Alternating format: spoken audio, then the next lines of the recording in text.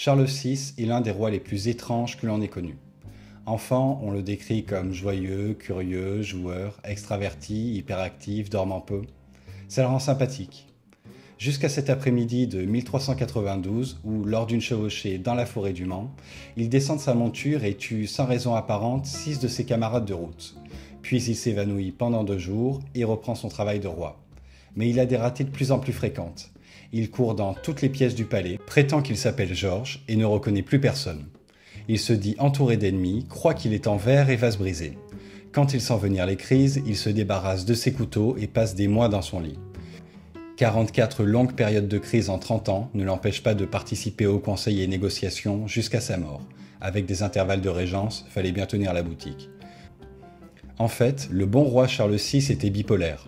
Comme c'est pas le sujet de la chaîne, je mets un lien vers l'excellente vidéo sur cette maladie qu'a fait Kertanis, et il explique ça en faisant du rap. Mais ça me semblait important de présenter un peu la vie de Charles VI, car il est le premier exemple attesté de masque mortuaire. Lors du convoi funèbre de 1422, au-dessus de son cercueil, est placé un mannequin le représentant, avec un moulage de son visage et de ses mains. On n'est pas sûr de la méthode ou de la matière, certains historiens parlent d'un masque en cuir. Cette effigie rajoute au spectacle du convoi funèbre. Ce fut un grand succès auprès du peuple qui appréciait Charles VI, dont le surnom était le bien-aimé. Alors le procédé fut réédité pour Charles VII, dont le visage fut moulé en 1461. Cette fois-ci, on est sûr du procédé. Un moule a été réalisé. Les funérailles deviennent de plus en plus spectaculaires au fur et à mesure qu'on avance dans le Moyen-Âge. Il y avait plusieurs bonnes raisons pour la réalisation de ces masques. Ils rajoutent au spectacle des enterrements, permettent d'allonger la durée d'exposition des corps, servent d'intermédiaire dans la réalisation de feintes et autres gisants royaux. Les masques deviennent des reliques, servant le culte de la personnalité et assurent une forme de survie. C'est le début de l'affirmation de l'individu. À la même période, en Italie, on commence aussi à faire des masques. Par exemple, celui de Fra Angelico, mort en 1455. La méthode était différente. On appliquait de l'huile sur le visage, enveloppait la tête dans une large bande pour écouler du plâtre et en faire ensuite un moule. Le masque de Blaise Pascal a été très diffusé afin de soutenir la pensée religieuse dont il était porteur. Sa mâchoire crispée est un témoignage de ses derniers tourments. C'est l'un des modèles les plus faciles à retrouver aujourd'hui. Si le masque de Blaise Pascal est fidèle, il n'en est pas de même pour celui de Mirabeau, dont l'une des 2 versions a été retouchée afin de l'embellir. Les yeux sont ouverts et les traces de petites vérolles ont été atténuées. La prise d'empreinte, qui devait assurer une fidélité, doit faire des concessions à la publicité. L'une des mouleuses les plus célèbres n'est autre que Madame Tussaud, qui fonda le musée du même nom. Elle réalisa notamment la tête de Marat. Elle raconte elle-même dans ses mémoires que, durant la Terreur, elle se précipite sur les tombereaux pour s'emparer de la tête de révolutionnaires fraîchement guillotinés avant qu'elle ne soit enfouie dans les fosses communes emplies de chauves vives. Robespierre fit partie de ses nombreux clients. L'usage de la guillotine facilitait beaucoup le travail. Aujourd'hui, les répliques retouchées de ces masques garnissent la galerie des horreurs du musée londonien.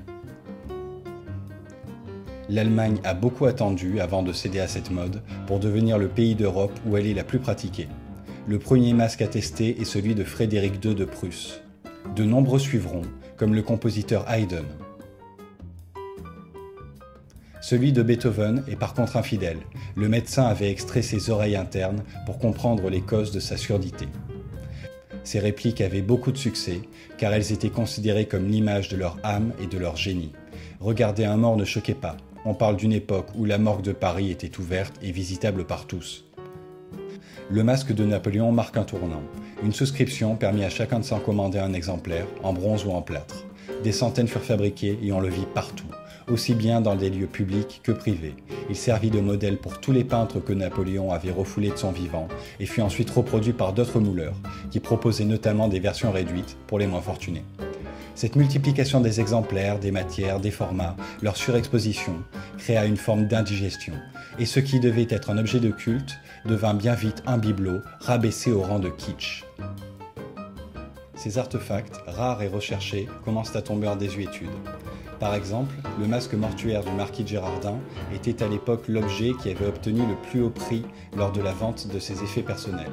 Mais l'essor de la photographie post-mortem a eu raison de ce procédé coûteux et encombrant. De moins en moins de gens y ont recours, et ceux qui le font soulignent ainsi leur volonté de s'inscrire dans l'histoire. La volonté de réaliser son propre masque mortuaire devient une marque de vanité. Gide est très représentatif de cette attitude. On le voit ici posé dans son bureau sous un masque du poète Léopardi. À son décès et sur ses instructions, on réalisa un moulage de son visage, des photographies et 3 dessinateurs différents firent son dernier portrait. Ce n'est finalement guère surprenant de la part d'un auteur qui fit des pieds et des mains pour que son journal intime soit publié de son vivant dans la Pléiade. La pratique a presque disparu. Les derniers masques connus sont ceux de Cocteau et Édith Piaf. On voit ici celui de Céline, mort en 1961. La législation est devenue draconienne. Si aujourd'hui vous souhaitez réaliser un masque mortuaire pour l'un de vos proches, il vous faudra, dans un délai de 24 heures après la déclaration du décès, obtenir une autorisation du maire de la ville, obtenir un certificat médical et surtout trouver un thanatopracteur disponible qui accepte de réaliser l'opération.